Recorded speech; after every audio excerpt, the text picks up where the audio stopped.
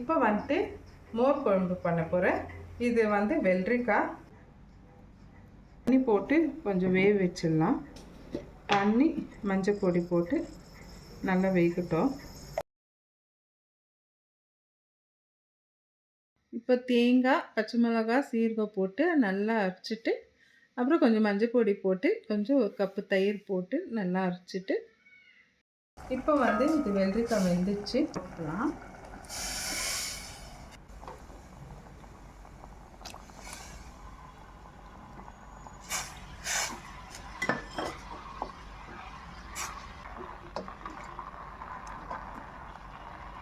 வரக்கூடாது, தேங்காய் போட்டிருந்தாலும் இறக்கிடணும்.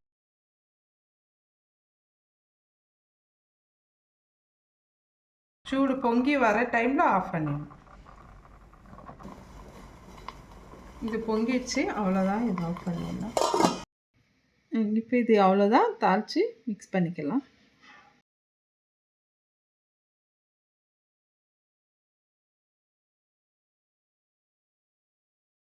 இப்போ வந்து கொத்துவரங்காய் பொரியல் பண்ணலாம். இது வந்து உப்பு மஞ்சள் பொடி போட்டு வேக வச்சுட்டுக்கிறேன். இதுவும் தாளிச்சிடலாம். இதுவும் வெந்தாச்சு.